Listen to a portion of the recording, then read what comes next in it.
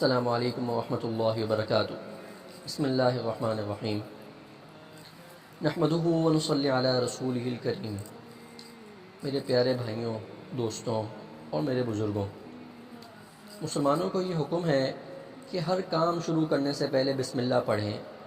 نیند سے اٹھیں تو بسم اللہ، خرید و فروخت کریں تو بسم اللہ، محنت مزدوری کریں تو بسم اللہ، گھر سے نکلیں تو بسم اللہ، کام پر جائیں تو بسم اللہ، دکان کھولیں تو بسم اللہ، دکان بند کریں تو بسم اللہ، گھر کو واپسی ہوں تو بسم اللہ، دعا کے لیے ہاتھ اٹھائیں تو بسم اللہ، قلم ہاتھ میں لیں تو بسم اللہ، کوئی کتاب پڑھنے لگیں تو بسم اللہ۔ غرض یہ کہ ہر کام کے آغاز میں ہمیں بسم اللہ پڑھنے کا حکم دیا گیا ہے۔ آپ جانتے ہیں کہ ہمیں بار بار بسم اللہ پڑھنے کا حکم کیوں دیا گیا ہے؟ اس میں ایک حکمت تو یہ ہے کہ ہماری زندگی کے ہر قول، ہر عمل پر اللہ کے نام کی مہر لگ جائے، تاکہ یہ ثابت ہو جائے کہ ہمارا ہر کام اللہ کی رضا کے لیے ہے اور اس عظیم ذات کے غلام اور وفادار ہیں۔ ہم ہر قول، ہر عمل میں اس مقدس ذات کا نام کیوں نہ لیں؟ ہمیں تو حکم یہ ہے کہ تم کامل مسلمان اس وقت تک نہیں ہو سکتے جب تک تمہارا جینا اور مرنا، تمہارا اٹھنا اور بیٹھنا، تمہارا سونا اور جاگنا، تمہارا پہننا اور اوڑھنا اللہ کے لیے نہ ہو جائے۔ بسم اللہ میں دوسری حکمت یہ ہے کہ انسان کتنا ہی صاحب صلاحیت کیوں نہ ہو، کتنا ہی ذہین کیوں نہ ہو، کتنا ہی طاقتور کیوں نہ ہو، اس کے پاس کتنے ہی وسائل کیوں نہ ہوں، لیکن اسلام کی تعلیم یہ ہے کہ اس کے ذہن میں یہ خیال کبھی نہ آنا چاہیے کہ دنیا کا کوئی بھی کام محض اپنی ذہانت سے، محض اپنی طاقت سے، محض اپنی دولت سے کر سکتا ہوں، بلکہ اس کے ذہن میں ہمیشہ یہ ہونا چاہیے کہ جو کچھ بھی ہو رہا ہے اس عالی ذات کی مدد و نصرت سے ہو رہا ہے۔ بسم اللہ میں تیسری حکمت یہ ہے کہ انسان کو رب کریم کی معیت اور رفاقت کا احساس ہوتا ہے۔ وہ یہ سمجھتا ہے کہ میں اگرچہ کمزور ہوں، لیکن جس عظیم ذات کے اعتماد پر میں یہ کام شروع کر رہا ہوں وہ کمزور نہیں ہے، بلکہ وہ تو تمام قوتوں کا خالق ہے۔ ہر چیز پر اس کا حکم چلتا ہے، زمین و آسمان پر اس کا حکم چلتا ہے، پہاڑوں اور صحراؤں پر اس کا حکم چلتا ہے، آگ، پانی اور ہوا پر اس کا حکم چلتا ہے، فضاؤں میں اس کا حکم چلتا ہے، انسانوں، جنوں اور فرشتوں پر اس کا حکم چلتا ہے، چرندوں، پرندوں اور درندوں پر اس کا حکم چلتا ہے۔ وہ تو قادر و مختار ہستی اگر دریاؤں کو حکم دے تو وہ پایاب ہو جاتے ہیں، وہ پہاڑوں کو حکم دے تو ان سے چشمے ابلنے لگتے ہیں، وہ درختوں کو حکم دیں تو وہ چلنے لگتے ہیں، وہ آگ کو حکم دیں تو وہ بردن و سنامن بن جاتی ہے، وہ صحراؤں کو حکم دے تو ان کی وسعتیں سمٹنے لگتی ہیں، وہ ہوا کو حکم دے تو وہ آندھی اور طوفان بن جاتے ہیں۔ وہ اللہ اسباب کا محتاج نہیں، وہ ظاہری اسباب کے بغیر بھی نتائج ظاہر کر سکتا ہے۔ اس نے حضرت عیسیٰ علیہ السلام کو بغیر باپ کے پیدا کیا۔ اس نے عیسیٰ علیہ السلام کے ہاتھوں مردوں کو زندہ اور اندھوں کو بینا کر دیا۔ اس نے صالح علیہ السلام کی اونٹنی کو پتھر سے پیدا کیا۔ اس نے بنی اسرائیل کے لیے دریا میں خشکی کا راستہ بنا دیا۔ اس نے اصحاب کہف کو 309 سال تک سلائے رکھا۔ اس نے مچھلی کے پیٹ میں یونس علیہ السلام کو زندہ رکھا۔ اس نے مریم علیہ السلام کو بغیر موسم کے پھل دیے۔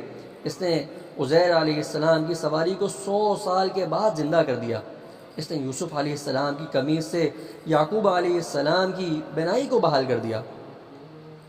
یہ سب کچھ جو اس قدرت والے اللہ نے کیا، یہ مادی اسباب کے تحت نہیں ہو سکتا تھا، لیکن وہ اللہ جو اسباب کا خالق ہے، اگر وہ چاہے تو اسباب کو توڑ پھوڑ کر بغیر اسباب کے بھی یہ سب کچھ کر سکتا ہے۔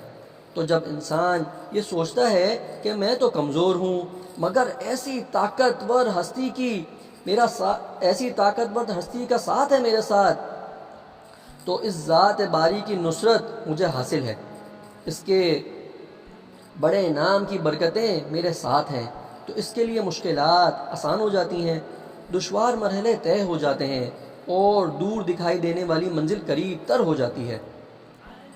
تو میرے دوستوں، میرے بھائیوں، میرے بزرگوں، یہ ہے اللہ تعالیٰ کی دوستی، اللہ تعالیٰ کا ساتھ۔ اگر اللہ تعالیٰ کی دوستی، اللہ تعالیٰ کے ساتھ ہونے کا احساس جو ہے انسان کو بڑی قوت حاصل کروا دیتا ہے.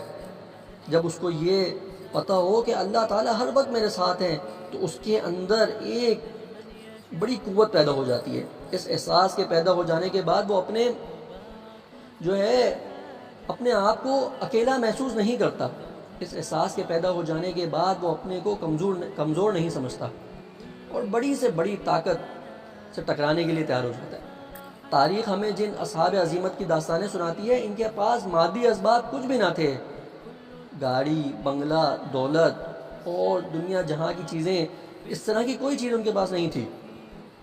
اگر تھا تو صرف اسباب کے خالق کی رفاقت کا احساس تھا، اس کی طاقت اور قدرت کا یقین کامل تھا. آپ بھی اپنے اندر یہ احساس اور یقین پیدا کر لیں تو آپ بھی بے پناہ طاقت محسوس کریں گے.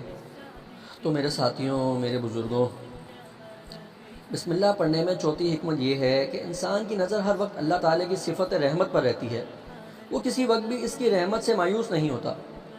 اسی بات کا سبق دینے کے لیے بسم اللہ میں اللہ تعالیٰ کی صفت رحمت کا مبالغہ کے ساتھ 2 دفعہ ذکر کیا گیا ہے. حالانکہ دوسری صفات بھی تو تھیں، ان کو بھی تو ذکر کیا جا سکتا تھا، لیکن یوں بھی تو کہا جا سکتا تھا بسم اللہ الجبار، یوں بھی تو کہا جا سکتا تھا بسم اللہ القہار. لیکن کیا وجہ ہے کہ ان صفات کو ذکر نہیں کیا گیا جن سے ان کی کبریائی، ان کی بڑائی، ان کی عظمت و ہیبت، اس کی قوت و عظمت، اس کی جباریت اور قہاریت کا اظہار ہوتا؟ اس لیے تاکہ انسان ہر وقت اس کی جباریت اور قہاریت کا تذکرہ کر کے اس سے اتنا خوف زدہ نہ ہو جائے کہ مایوس ہو جائے، بلکہ اس کی رحمت کی صفت کو ذکر کیا گیا تاکہ انسان ہر وقت پر امید رہے. اسباب ساتھ دیں تو بھی پر امید ہو، اسباب ساتھ چھوڑ دیں تو بھی پر امید ہو. آئیے ہم بھی اپنے کام کا آغاز بسم اللہ الرحمن الرحیم سے کریں تاکہ ہمیں اس مقدس نام کی برکتیں حاصل ہوں، تاکہ ہم کمزوروں کو اس کی نصرت حاصل ہو، تاکہ ہمیں اس کی معیت، رفاقت کا احساس ہو. اللہ تعالیٰ مجھے بھی اور آپ کو بھی عمل کرنے کی توفیق عطا فرمائیں. آخر دعوانا ان الحمد للہ رب العالمین.